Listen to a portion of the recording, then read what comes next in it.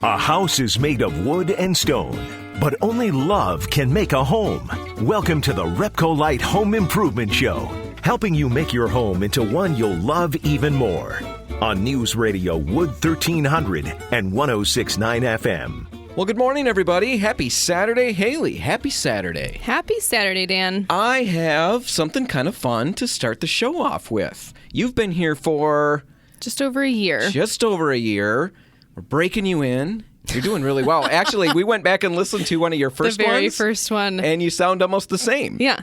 Yeah. Not so cringeworthy either at all. you're not improving or you were just good right I'm from the natural. get-go. Yeah. Anyway, you've been here for a year, and previously, I did this with Betsy Thompson. And she started it with me, and we worked our way through, created the thing, and then she left. And we were always going to have her back on the show so that we could talk to her and see how she was doing. And I wish I could follow this all up with saying, hey, she's Betsy's here on the phone. She's not. We still haven't been able to work that out time-wise. Her schedule is crazy, and we just haven't made that happen. But while she can't be here, she does have a really fun story that I'm going to do my best to relate. And there's some great info that we can get out of it. Yeah, I got a call from her the other day. She had probably the worst morning that I think I've ever heard of. I would have to agree. Yeah. I'm sure there are worse, but this one was pretty really bad. So early, 5:45, something like that, she's letting the dog out to do the dog's morning business. And gets Heidi outside. Heidi's a St. Bernard. She's lost a fair amount of weight, but she's still a St. Bernard. Giant. So, giant dog. Heidi gets out the door. Betsy's standing there. Come on, we got to get going. I got to get to work, right? Heidi heads around the house real quick. She sees something. Oh, it's rabbits, Betsy figures, because they got rabbits over there. So she's hollering at Heidi, but Heidi doesn't move. So, of course, Betsy's got to go get her. So she comes around the corner, and there's Heidi, and all of a sudden, Heidi is backing up really fast. So Betsy figured maybe she's being obedient. And she's finally she's actually listening to all my yelling. Well, that's when Betsy noticed this little black shape in front of Heidi. And she's thinking, what is that? That's a big rabbit. Oh, and it turns around and she sees the white stripe. As the tail goes up, she realizes it's a skunk. And there you go. Heidi gets hit. They're doomed. Point blank range. I asked if Betsy got hit. She managed to avoid the direct splatter. spray. But Heidi got all of it. And Betsy said, when you run over or ride over a skunk that's been hit on the road, I can't smell them. Right, yeah, you have no idea what this experience would be like. What it smells like. But she says that was about an eighth of what the smell is like when you're right on top of it. I can't even imagine. Yeah, she says it's in your brain. It tries to pull your brain out through your face, through your nose. That's a good description. That's what it feels like. So anyway, they're panicking. What do? We've got this horrible stench. I got to get to work, blah, blah, blah. And my first thought was tomato juice. Yeah. I've read that. I've heard that. You just douse the dog because everybody's got cupboards full of tomato juice. I would have just gotten in the shower, And that's the other thing. You rinse it off with water, right? Well, it turns out both of those things Betsy figured out before she did them, because that's always how she did it. I figured it out after the fact. Yeah. She figures it out ahead of time that those are both not necessarily the way to go. She heard the tomato juice thing is a myth. It doesn't work as well as you think, and the water is potentially bad. She found something that was really good. It worked really well, and so we're relaying it. It was a mixture of hydrogen peroxide, baking soda, and Dawn dish soap.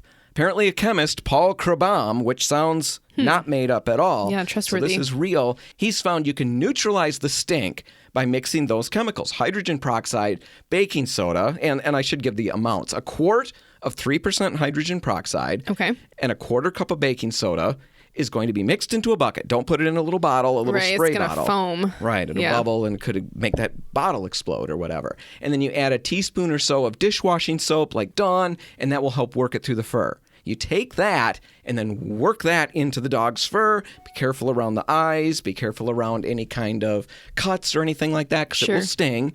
And once you get it all covered, once you get the dog all covered, once Betsy had Heidi all lathered up, she noticed the stink was dramatically reduced. And at that point, you can rinse. If you rinse first, hit it with water first, it becomes... can set it in, right? In a way, it becomes resistant to anything to remove it, chemically, or to cover it up or neutralize it. Yeah. So don't hit it with water first. Don't hit it with the tomato juice. So nuts. Go to this mix. I'll put a link to the article in the show notes so you can check them out.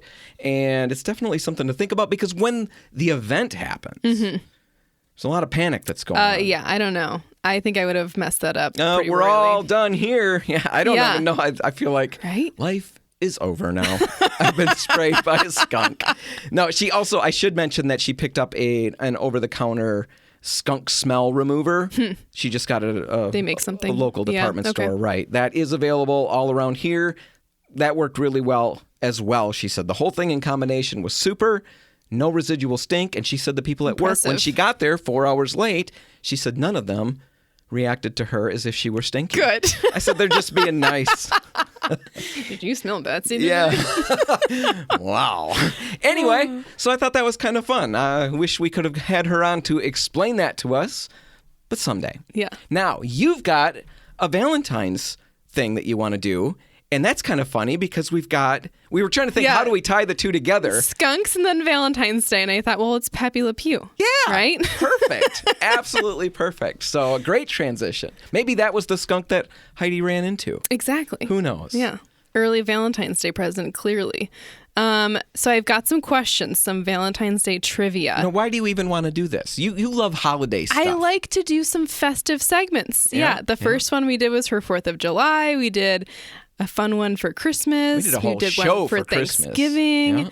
So this is the Valentine's why not one. Valentine's Day? You snag some questions and you're going to quiz me. I have no idea what you're going to ask. Everybody can play along at home. You'll probably get all of them wrong because they're actually kind of bizarre. Okay. Yeah. Well, I'm going to surprise you because I am sharp as a tack. Psychic, maybe? No, sharp as a tack. All right. So the first question, and this one is actually connected as well. How many people typically buy Valentines for their pets? How many people? You're going to have to, are we talking a percentage? Because am I going to have to come up with a number? A number. How many people? Where? What is my pool that I'm in the U.S.? Yeah. How many people are in the U.S. is a question I'm asking you. You don't get to follow the question with a question. I like to answer most of my questions with a question, don't I? Let's see here. I don't even know how many people are in the U.S. There's millions and millions and millions. 300 million people. Wow, no. 9 million. Minus 291 million. That's a lot of spoiled pets. 9 million pets receive Valentine's. Nearly enough. Apparently not. Apparently, do you get Maggie a Valentine? I've got stock in the Valentine pet industry, so I'd like to see Clearly. more. Let's get out there. Our pets are being neglected. Now I want to get Burger something for Valentine's Day. Okay, so 0 for 1. 0 for 1. All right. Why did women and girls eat bizarre foods on Valentine's Day in the medieval times? Okay, what are the bizarre foods? You don't know that? I'll give you an example. Yeah, I'd love that. Hedgehog. They'd eat a hedgehog? Yeah, why would they Not eat it? Raw. A roasted. Oh, okay, that's way harder. Okay, we got him cornered. Somebody put a brick on him and I'll bite him. Oh, why would they do that? Yeah, why would they do that? Make the candy of the time period taste better? Gross. No, it's so that they would dream about their future husbands. If I eat a hedgehog, you dream about your future husband? Apparently. Yeah, well, I think that it's because Why? I had to look into this because I was very curious, like, why on earth would they think a hedgehog would be responsible for this magic? And it's, I think, because in Bulgaria, there's a legend that the sun decided to marry the moon. Okay. All right. Okay. And they invited all the animals to their wedding. Right. That's what you would do. Clearly. The sun would do. You need guests. It's weird they didn't invite planets, but, it's nice of them to invite the animals. Worried about the animals. Right. But the hedgehog was the only one that didn't appear. Had things to do, people to see. Kind of rude. Yeah. So the sun decided to go look for the hedgehog and figure out why the heck aren't you at my wedding right now, and finds the hedgehog eating stones. Eating stones? Eating stones. Okay. And the son was like, why are you sitting here eating stones? He's like, well, I'm learning to eat stones because when you marry the moon, you're going to have lots of sun children, and they will get so big and bright that they're going to burn up all of the food on the earth. And so I need to learn to eat stones. Because that's all that's going to be around. Exactly.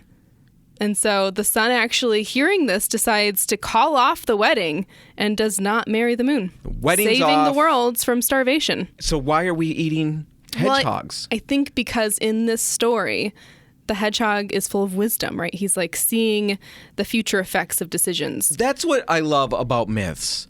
A hedgehog's eating stones and says the million suns are going to come out and burn up all the food. And so people decide to eat hedgehogs. No, he's brilliant, right? They see that as wisdom. Right, yeah. I say anything remotely like that. Right. We don't think we're insane. Yeah. But apparently that was brilliant, so we eat them. That's insane. Hoping to see the future. Yes. I wonder if they're yummy. It's possible. They probably taste like chicken. Yeah, probably. All right. So what's the next question that you've got? You got a minute left. What percentage of all Valentines sold are purchased by women? To give to themselves? No, just in general. What percentage of all Valentines sold are purchased by women? Oh, I bet it's lower than I think it is. 40%. Oh, it was the other way? Yeah. 85% of all Valentines sold are purchased by women, which means exactly what you said. They're buying them for themselves. Well, I should have gone with my gut. Yeah. That's never been my thing. Normally, I go the opposite of what my gut says. Well, should we go left? I really feel left. Yep, it's right. Gotta be right. I'm actually glad to hear this because I always buy myself something for Valentine's Day. Jordan's very good at Valentine's Day, but I like a guarantee. You like a good gift for sure. Well, we're going to put a link to all of your questions. I got none of them right. Hopefully you got some of them right. Hopefully everybody's getting ready to celebrate a great Valentine's Day coming up. Hopefully you're not buying your own presents. Yeah. Or if you are, it's hopefully okay. You're cool with that. You're not alone. Right. All right, we're going to take a break, and when we come back, we'll be talking about getting our basements looking great. Even if they're cinder block, dirty, scary places, we can help make them beautiful-ish. Beautiful-ish. Yeah. Let's go with that. That's all just ahead. Stick around.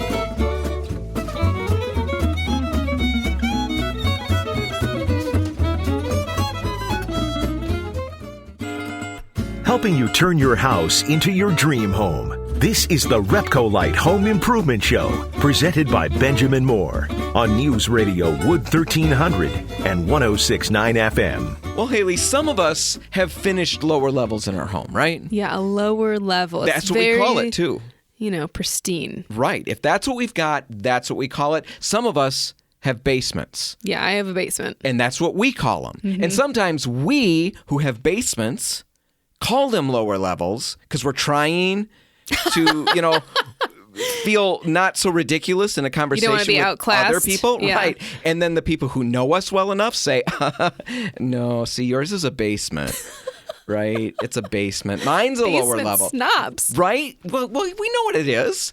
Some of them are really nice places, and others are kind of dungeony. Yeah, my old house, cobwebs, dusty. Cobwebs, cinder block. It's not painted. Right. It's dark. It's not a nice place to be. And really, that's too bad because there's a lot of space down there that could be really usable. Yeah, it might not ever be like a stunning living space, but I think it's a lot of usable square footage still. Well, I know years back at the old house that I had in town in Zealand, it's one of my favorite projects of all time. I tackled that basement, which was really, really cringy. Scary cringy. Yeah, like avoid going down there. Yeah, nobody wanted to be down there. We drew straws to see who had to get hamburger out of the freezer. But I repainted that space. It took a little bit of work, a little bit of cleaning, a little bit of painting, all of that. But once we were done, we completely changed the whole look and feel of the area. And we went from being afraid to go down there to having the kids spend a fair amount of time down there. They had a playroom, and they loved it. So that's what we want to talk about. And in fact, looking ahead to the end of the show, we're going to be in the studio with Nick Sargent from Johnson Carpet One talking about flooring for home gyms. Which largely end up in the basement. Right. So let's help you get that space prepared the best it possibly can. Yeah. And it's a simple project for the most part. And really, the biggest part of it all is going to focus on prep work. Yeah, exactly. I mean, really any project, let's be honest, you've got to do really good prep so that you actually have a successful paint project.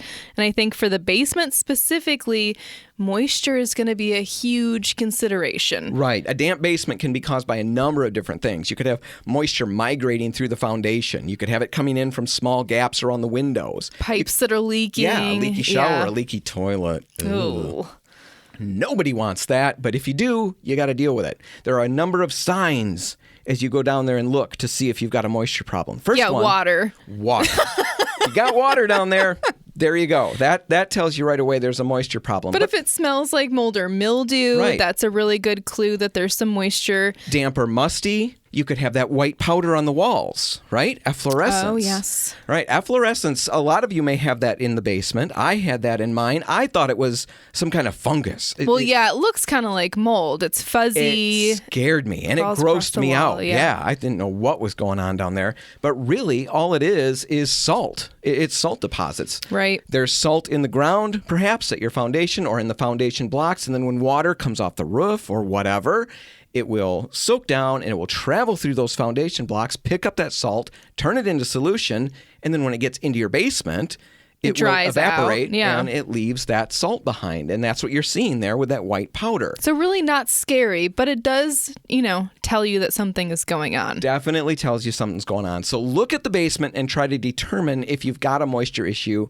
going on down there. If you do, you've got to address it. You're not going to want to move on to any painting without fixing this because it's just going to exacerbate the problem down the road. Right. I think running a dehumidifier is a really simple trick. If it just smells a little musty down there and it's not a giant issue, then that can really take care of a lot of things. But a good one too, looking around the windows, if you do have water coming in from those, run some new caulk in the spring and make sure those are sealed up nice, or even replace the windows if they're really old. Yeah, Haley likes to spend everybody else's money. She's recommending new windows all around. I mean, if you're going to redo the basement, that's a great step. They will really go a long way. Yeah. That is something to check out. But yeah, like you're saying, caulk those.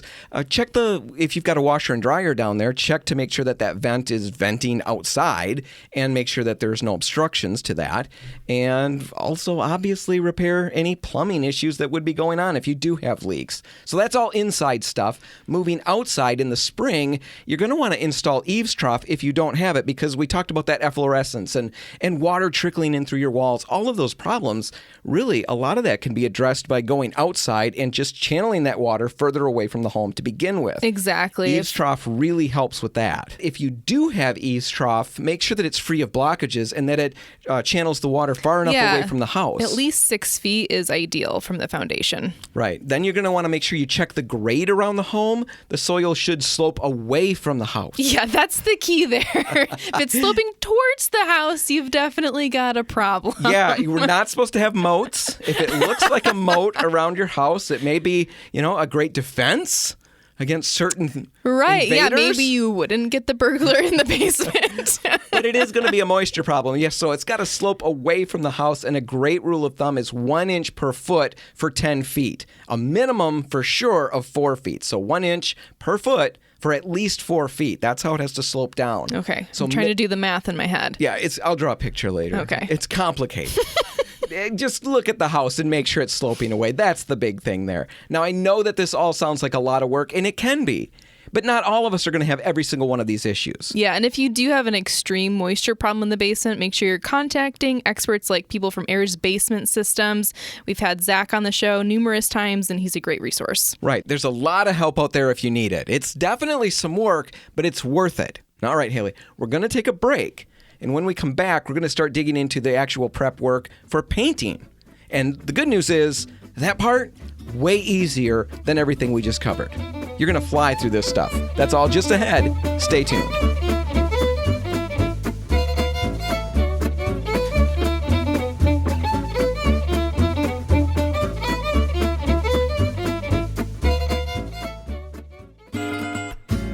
If you want to take your DIY skills up a rung, the RepcoLite Home Improvement Show is here to give you a boost on News Radio Wood 1300 and 106.9 FM. And we're back, and Haley, we're talking about how to take a concrete block wall basement, some dingy, dusty. Oh, it doesn't have to be dingy, does it? I guess it could be. Throwing a lot of insults here. I am. We know what it's like. I had a basement like that. It wasn't a fun place to be. That's where the laundry was, and it was pretty desolate and dark and kind of creepy. Yeah, and just run down there and then run back up as fast as possible. Yes, and then I went and cleaned it, painted it, put a light color on the walls, and I couldn't believe the difference. Really, really changed how we felt about being down there, of course, but we also found we used the space so much more. Totally. And looking ahead to the next segment, we're going to be talking with Nick Sargent from Johnson Carpet One about flooring options for home gyms. And largely in the basement. A lot of home gyms are ending up in the basement right now, and we thought, let's not just talk about flooring to put down, but let's talk about how you get those walls prepped and cleaned and painted so the space feels nice. Definitely. And last segment, we went through all the different things you need to do regarding checking for moisture, because moisture is a big issue in the basement, and then dealing with what you find. And it's really critical that you do deal with what you find, because if you just paint over moisture problems, that water's going to push its way through. That paint is going to peel. Exactly. You're just kicking the problems down the road. So if you missed that segment, go back, check the podcast, and you'll get the information. But now we're going to move into what you need to do to prep those walls for paint, and then the paint that you might want to use. And the good news is this part really can be pretty simple. Yeah, if you've got a shop vac and a good bristle brush attachment, all you really need to do, if it's just dusty down there, is give it a good vacuum. Yeah, that will go a long way. You don't necessarily need to wash those walls down and do all kinds of work like that. And if like Haley's saying, if all it is dusty and dirty and cobwebby, right, I probably recommend not introducing all that moisture to the walls and just go straight to the shop vac. But every now and then, we have different things down there that we might need to deal with. A couple of them we want to highlight. One of them could be efflorescence. We talked about it in the last segment, and it's a white, powdery buildup. Yeah, basically salt. Yeah, it shows up on the walls, and it is salt that just has, it's a sign of a moisture issue. And if you've got that efflorescence built up, what you need to do is really just hit it with a wire brush or a good stiff bristled brush. Exactly. Take it down, get rid of it, and then hit the whole area with a shop vac with a bristled face just to remove all the residue and stuff like that. I know online, if you look into it, you might run into a couple of articles here and there that talk about using muriatic acid. Yeah, muriatic acid, and we'd recommend staying away from that. No, it really opens Pandora's box. There's a lot of issues that can come up from using that acid, and it's not necessary. Right. So hit it with the wire brush, shop vac it off. That's efflorescence. If the walls are flaking, you might have a previous paint on there, let's say, that's flaking off. And it might be happening in a few areas. Hopefully it's not wholesale, the whole basement. A lot of the times it'll be in a few areas where you had moisture at one point, the paint didn't bond. Sometimes people will think, often, I think it's wishful thinking. I think it's often. They're hoping that when I put a new coat on, that's going to just, like spandex, because what spandex will do. Glues it down. I think that's what I'm thinking with spandex. Okay, I'm going to put that on. And he is in shape. Look at that. That's the spandex holding everything together. No, the paint isn't going to do that. Was that gross? It's probably gross for an early morning, isn't it? I don't want to hear about your spandex, Dan. I know. Nobody does, but everybody did. Anyway, the paint is not going to do that. It's not going to spandex your walls together. You've got to make sure you get that chipping paint off and create a good foundation for your new paint. So deal with that, but you've got to make sure if your house was built prior to 1978 or if it's been painted prior to 1978. You could have lead. Yes. For some reason, I thought you were going to say lice. As a parent, that's where my brain goes. They could have lice. I know it's lice. Is it the children? Are they covered with lice? It was like you didn't know what I was going to say. No, I literally, for a split second, now my head itches. That's how it works. No, we're talking about lead-based paint. Nothing to do with lice. It could be lead-based paint. You've got to take precautions before you go scrape that. So if you're thinking the situation is pre-1978, you're going to want to ask some questions. Any RepcoLite or Port City paint store is a good place to start. So what other things would there be? We covered cleaning. Well, we haven't finished cleaning. Oh, we got to talk about mold and mildew. Mold and mildew and potentially grease. If someone's used the basement as a workshop previously, and they were a slob? Is that what you're saying? No. Oh, sorry.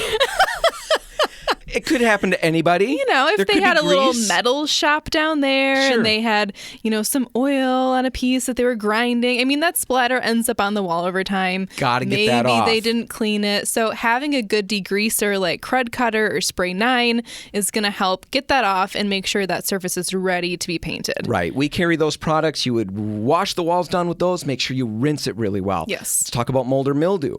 Anytime you're painting on a bathroom, wherever, if you've got mold or mildew, it's a living thing. Right. And we need to kill it. Yes. Right? The pain is not going to stop it. It will just continue. Keep coming through. So if you've got that on your basement walls, you're going to want to use a solution of 1 part bleach to 4 parts water. That works really well. And just wash the walls down with that. And make sure you're wearing goggles while you do that. Yes. That scrubbing, there's splatter. Yes, I've dangerous. done that. I've spattered it straight into my eyes right after telling everybody this it will is never totally go into my unnecessary. eyes. Yeah, why would I need glasses or goggles for this? And then it happens. So yes, use goggles, ventilate well, and make sure you're wearing old clothes, husbands. That's a tip for you from past that's a good experience. way to ruin some clothes. Huh? Oh yeah, it's not a good way to ruin them, but it's quick. So Exactly. Anyway, mold, mildew, stuff like that. If you're lucky and all it is just dusty, cobwebby, hit it with a shop vac like we said in the beginning, and you're ready to go. Now let's get to paint, and then we'll wrap this whole thing up. Let's talk about bare cinder block wall basements to start with, or poured concrete, either one. Bare. There's no paint on it. There's no moisture issues. Really, you just hit it with your finished paint, or you could use a primer for that first coat. Right. I think I always like using a primer first on any really porous surface like wood or concrete, and it just saves you some paint down the road potentially. Yeah, so a primer would be an option, and then 2 coats of finish. We'd still say, even with a primer, 2 coats of finish. Yes, definitely. Don't use that primer coat to skimp on your finish, because you're going to end up regretting the results in the end. It's not going to be as durable or washable and just not going to look as good. But anyway, primer would be an option. The finish, what we'd recommend, probably a satin sheen or an eggshell. Yep. It's going to give you a little more washability. And product-wise, you don't need to go crazy here. You could use RepcoLite's Carefree, Benjamin Moore's Ben. If you wanted to go crazy, though, you could use Scuff-X. There's really not any other paint out there that's going to do as much as far as durability. Right. It's going to resist scuffs like crazy, and it's going to seal those walls off really nicely. Yeah, a really remarkable manner. They're going to feel great and resist a lot of dirt and all of that. That's Scuff-X. It's probably worth it, but you got to decide what you're going to do with that space. Overall, painting a dark, unpainted basement is a tremendous project. You're not going to drop tons of money on product. And it's a huge transformation. Huge transformation. Definitely stop out at any RepcoLite or Port City Paint store and ask if that even remotely sounds interesting. Now, we're going to take a break, and when we come back, we're going to be in the studio with Nick Sargent from Johnson Carpet One, talking about flooring options for that home gym that we just created a great space for. That's all just ahead. Stay tuned.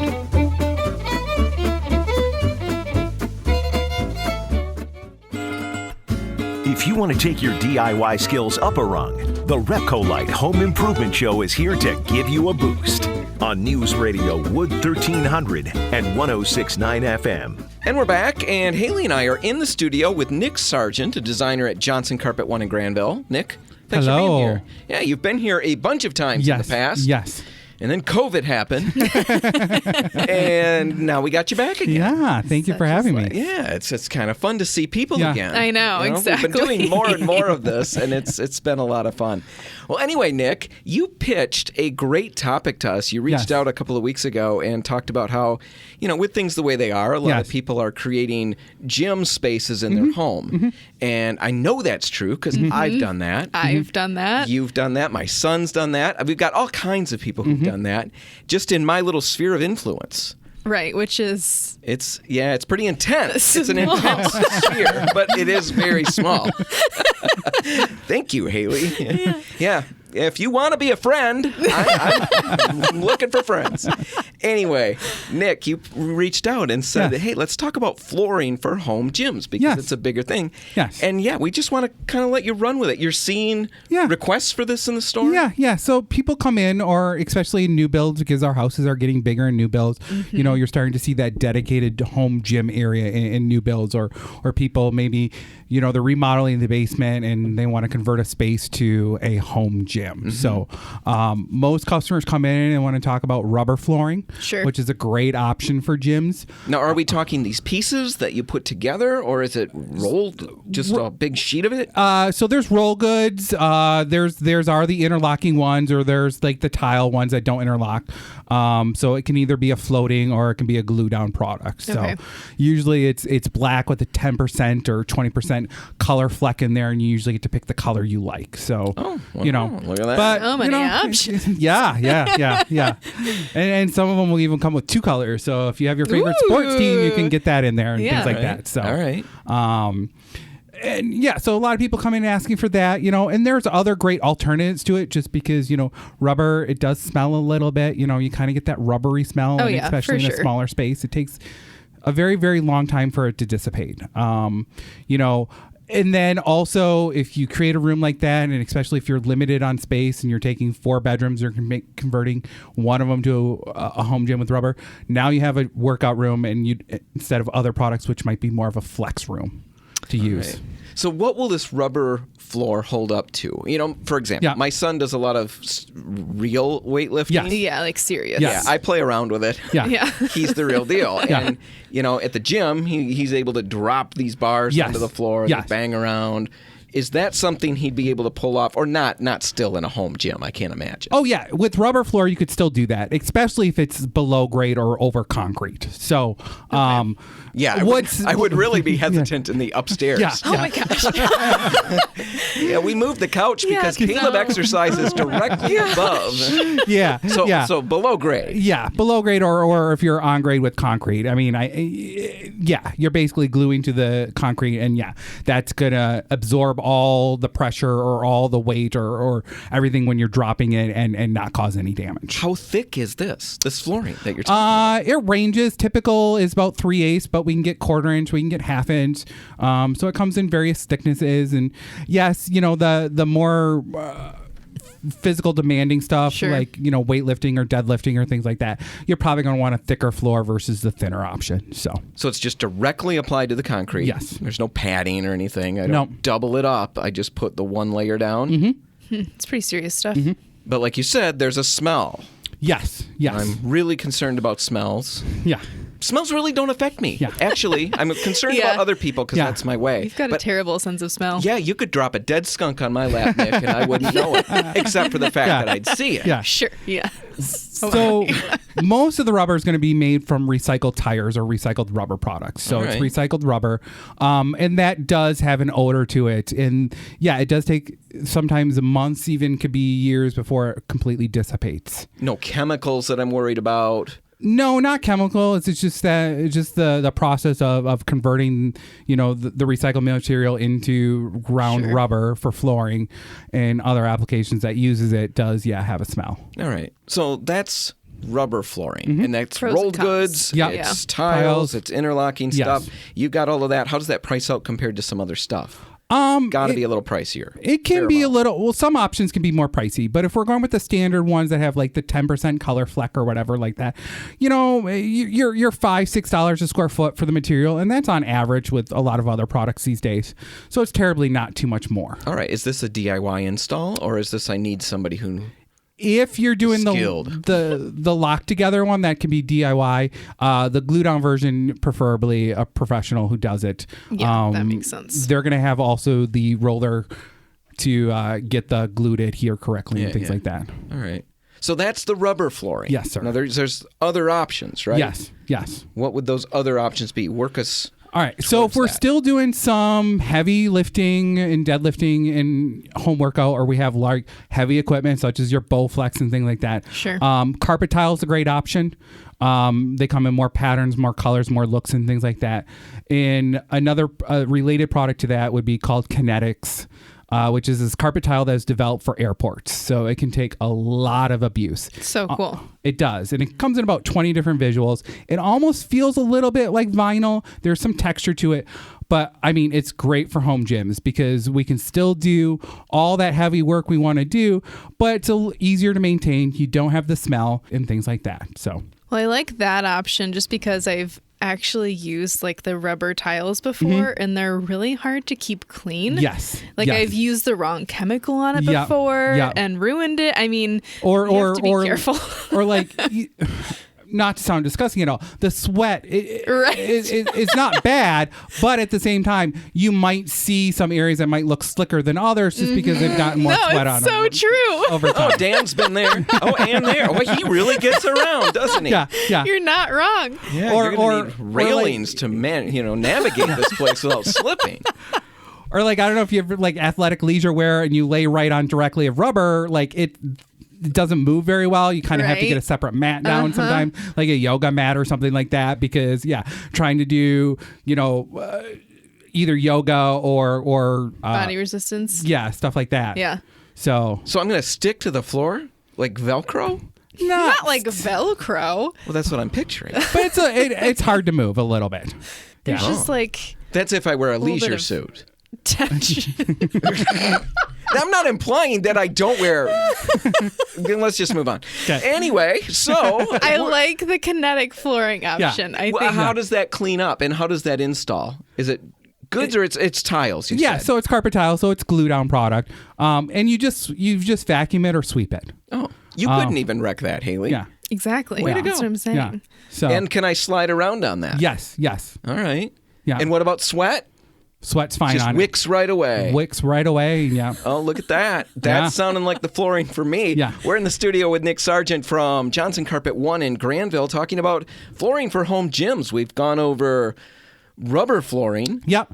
which seems to price out way cheaper than I was envisioning. Yes. In my head, I always go to big numbers, and it was reasonable. Yeah. And now we just talked about a number of different carpet tile options. What other things are there, or have we lived it all now? Or, if you're doing light exercises or maybe you just have like a bike or something, just your vinyl plank floors that are very popular these days, either the floating or the glue down versions, those work just fine too. There you're just sweeping, you're mopping the floors. I probably wouldn't do any like deadlifting or dropping weights on them. But if you're just doing light stuff at home or a little yoga at home and things like that, all those type of floors are great for that option as well. Do you know, Nick, I have what is that called? A stationary bike. I was going to say a motion bike. That's You're pedal opposite. You know how I exercise? I exercise and play video games at the same time. How many people sweat while playing video games? Not many. No, I've gone 15 miles playing Spider-Man. That's something else. And that way, I should have a floor where the sweat, which I'm not going to say it is a problem, but I'm not going to say it's not a problem.